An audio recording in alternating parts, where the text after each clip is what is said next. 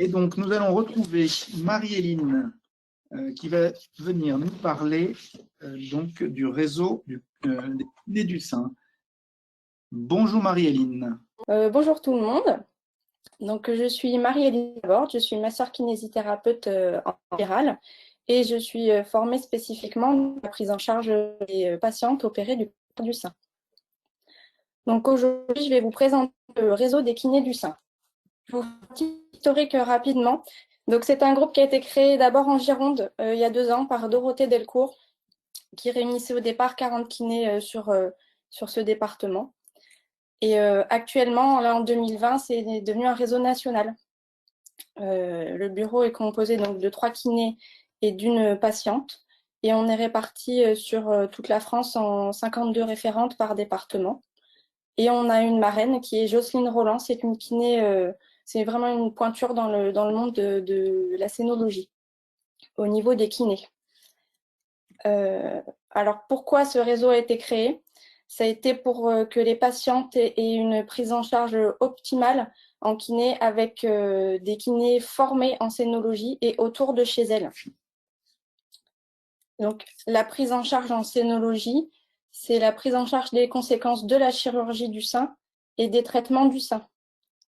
Quand on parle de la chirurgie, ça peut être la chirurgie curative, donc toutes les sortes de chirurgie curatives, les tumorectomies, les mastectomies, la technique de ganglion sentinelle ou le curage axillaire. Mais c'est aussi la chirurgie de reconstruction.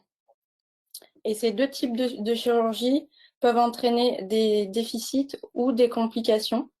Donc les déficits, ça peut être l'apparition de raideur d'épaule, des cicatrices qui deviennent adhérentes, des douleurs, des faiblesses musculaires. Et pour ce qui est des complications, on appelle ça des complications, mais ça reste des petites complications, ça va être les fibroses, les cordes axillaires et les lymphocèles.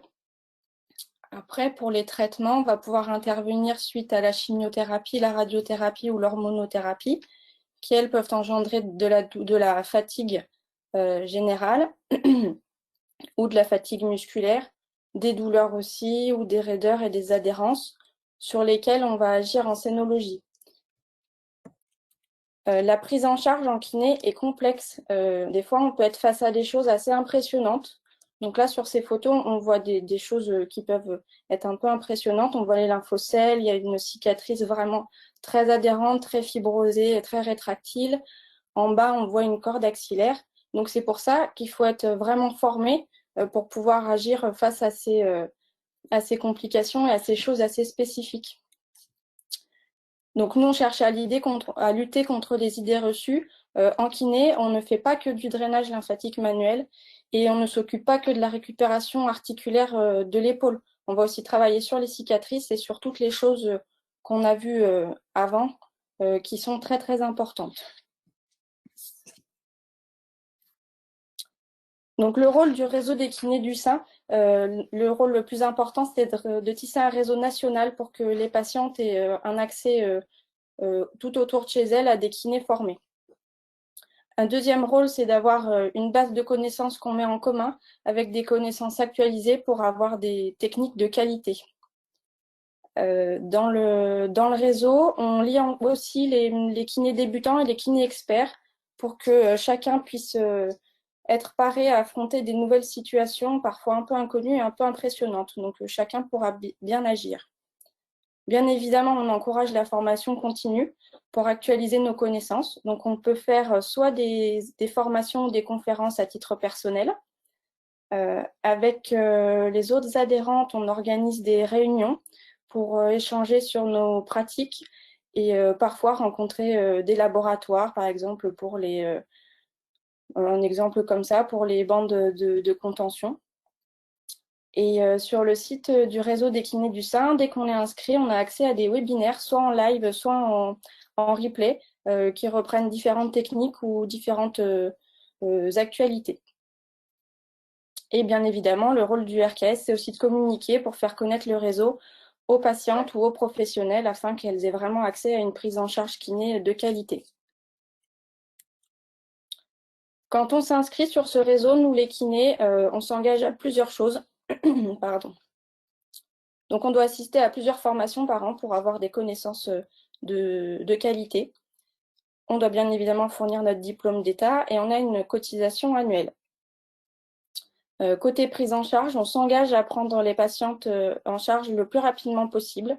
En urgence, si au téléphone, on voit qu'on a un pré-bilan qui nécessite une prise en charge en urgence, ou sinon dans un délai convenable. Très important, on s'engage à faire des soins individuels d'un minimum de 20 minutes. L'idéal, c'est d'avoir quand même une séance de 30 minutes. Et autre chose très importante, on doit avoir une petite salle fermée pour préserver l'intimité des patientes. On voit que le réseau, c'est vraiment une réponse à un besoin parce que depuis février 2020, on a été 500 adhérents en 7 mois. Je crois même que là, mi-octobre, on est 530 maintenant. Donc, on a réussi à répertorier beaucoup de kinés. Le rôle des référents, donc, qui sont répartis par département, c'est d'organiser les réunions pour faire rencontrer les adhérents, pour les accompagner s'il y a des soucis. On doit aussi faire connaître le RKS, comme je le fais aujourd'hui. Et surtout, on essaye de fédérer les kinés pour avoir une prise en charge adaptée. Du côté des patientes, sur le site internet, on a eu 802 prises de contact en 6 mois. Donc, c'est assez important aussi. Et grâce à un questionnaire de satisfaction, on a pu voir que 97% des personnes qui avaient répondu étaient satisfaites, voire très satisfaites. Et 88% étaient satisfaites, voire très satisfaites, 60 jours après leur prise en charge. Donc pour nous, ça a été quelque chose de plutôt positif.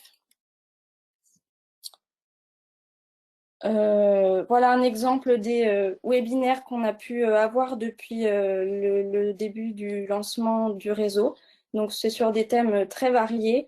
Il y a eu sur le lymphœdème, sur l'impact psychologique de la relation kiné-patiente, sur des techniques comme le K-taping, qui nous aide beaucoup pour prolonger nos soins après la séance.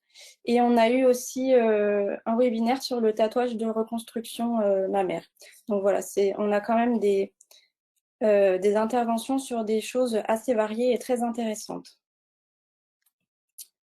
Le projet en ce moment du réseau, c'est un livret post-opératoire, donc qui regroupe de nombreux exercices kinés post-opératoires pour accompagner les patientes après leur chirurgie.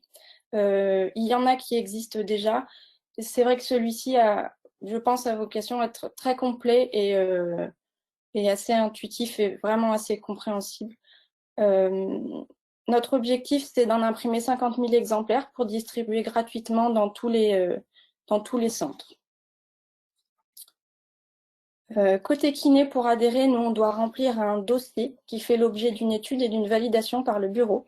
Il faut avoir une formation et absolument signer la charte pour être validé. Et on a notre cotisation annuelle. Le plus intéressant aujourd'hui pour vous, c'est côté patiente. Pour trouver un kiné près de chez vous, donc il faut se rendre sur le site du réseau des kinés du sein et aller à la rubrique Contact. Il y a donc un annuaire qui est gratuit. Alors, les noms ne sont pas accessibles directement. Il faut faire une demande au bureau qui vous répondra en vous donnant le nom de différentes kinés autour de chez vous. Et comme ça, après, vous êtes libre de choisir, vous, la personne qui vous convient le mieux, que ce soit pour le côté pratique ou, par exemple, si vous appelez plusieurs personnes au téléphone, peut-être qu'il y aura plus d'affinité avec l'une ou l'autre. Donc, comme ça, vous êtes libre de votre choix autour de chez vous. Alors après, on a tout un passage sur les statistiques. Je vais résumer rapidement parce que c'est assez long. Donc, je vais passer, mais je vais vous dire comme ça. J'ai des petites notes parce que les statistiques, ça se retient pas très bien. C'est sympa parce qu'on a eu un questionnaire de satisfaction pour les patientes. Donc, je vais vous montrer plutôt celui à J15. On a vu que sur les 800 personnes qui avaient pris contact, 60% avaient pris rendez-vous et 86% à peu près étaient très satisfaites. Ça, c'était très positif pour nous. Après, on a un questionnaire à J60 qui a été super intéressant pour nous aussi, où on a pu voir que dans presque 50% des cas, c'était le chirurgien qui était à l'origine des séances de kiné. Mais dans encore à peu près 30% des cas, c'est les patientes qui demandent à avoir des séances de kiné. Donc, c'est quand même assez important. Il faudrait qu'elles puissent être orientées directement par le médecin. Ensuite, on peut voir là sur le camembert du bas, ça c'est intéressant aussi. Dans un quart des cas, donc dans 25% des cas, la prise en charge se fait après 6 mois. Donc pour nous, on trouve que c'est un petit peu tard. C'est pas trop tard parce qu'on peut commencer la kiné n'importe quand, que ce soit 6 mois, 1 an, 5 ou 10 ans après. Mais c'est vrai que nous, on aime bien voir les patientes du début pour donner des conseils, pour pouvoir surveiller les complications, des fois pour aider avant les séances de radiothérapie. Donc, on trouve que ça fait quand même un petit peu loin après 6 mois, mais on peut toujours intervenir, ça c'est sûr. Là, on voit aussi les motifs principaux de consultation. Donc, c'est classiquement la douleur, les œdèmes, les adhérences cicatricielles, les fibroses et les cordes axillaires. C'est ce qu'on voit le plus en séance. Et dernier point très intéressant pour nous, c'est qu'à J60, on voit que 94% environ des personnes questionnées recommanderaient le réseau des kinés du sein pour des soins effectués par des kinés formés en scénologie. Donc ça a été très satisfaisant pour nous. Un dernier petit mot sur le budget, parce que vu que nous sommes une association, nous avons aussi besoin de financement, surtout que vu que nous sommes de plus en plus nombreuses, il faut un salarié à plein temps maintenant pour gérer toute la partie administrative et de gestion. Et aussi, on va avoir besoin de financement pour l'impression de nos livrets post-opératoires, vu qu'on veut qu'ils soient gratuits, pour pouvoir les imprimer donc, et les envoyer par les centres anti-cancer.